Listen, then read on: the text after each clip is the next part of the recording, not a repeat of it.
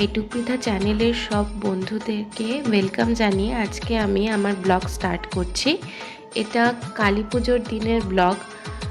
Sorry, অনেকটাই late upload হচ্ছে।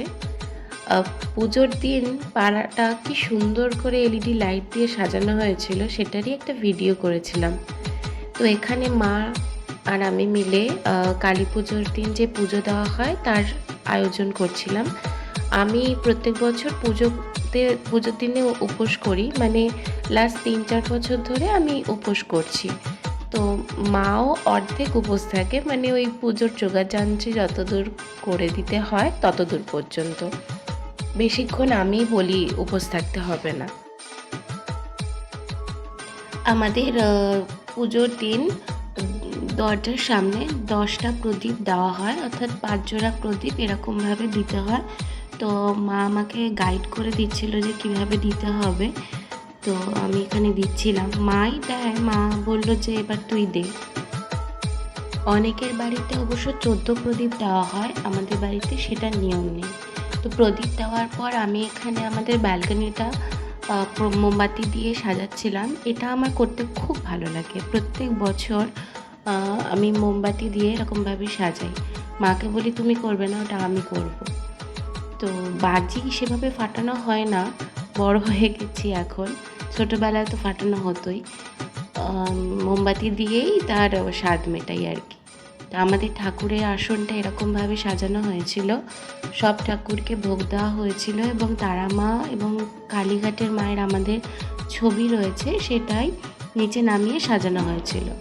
তো আমাদের বাড়ির পাশেই কালী পুজো হচ্ছিল একজনের বাড়িতে, সেখানেই আমরা এবছর পুজো দিয়েছিলাম। চলে এসেছি। এই যে সব আয়োজন করে রেখেছে দিদি।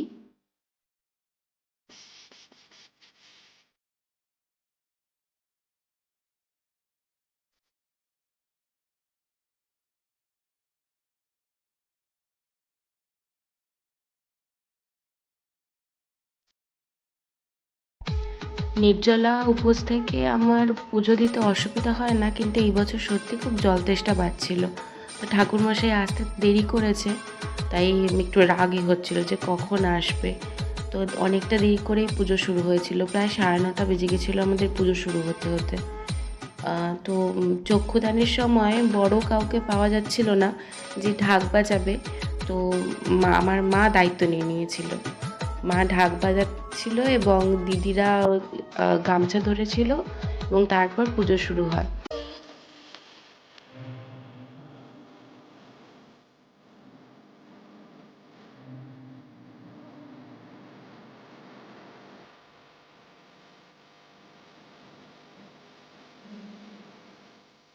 এদিকে আমার যে খিদে পেয়ে গেছিল, কিন্তু কিছু করার নেই, এইটুকুনি কষ্ট তো সহ্য করতেই হবে।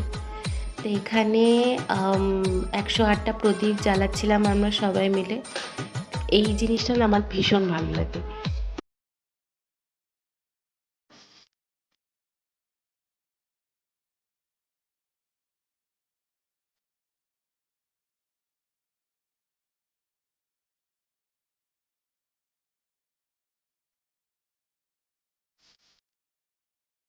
রাত্রে তখন প্রায় 2:30টা বেজে গেছে।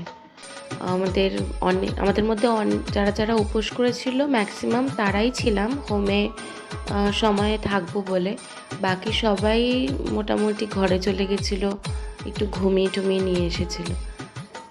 প্রত্যেক বছরই আমি এই দিনটা না অপেক্ষা করে থাকি যে কবে কালী পুজোর অমাবস্যা দিনটা আসবে।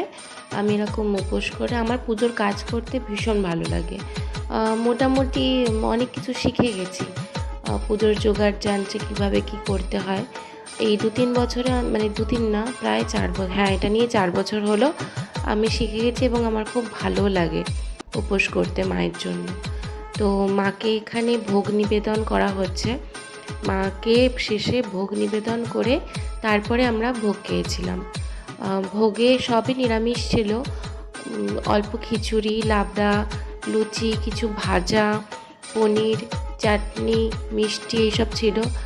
যখন উপোস করেছিলাম তখন মনে হচ্ছিল যে উপোসটা ভাঙলে অনেকটা করে খাবো, কিন্তু বেশি আর কিছু খেতে পারিনি, এমনকি ভিডিও যে করব সেটাও আমার মাথায় ছিল না। তো এইভাবেই কেটেছিল আমার কালী পুজোর দিনটা। তোমাদের কেমন কাটলো?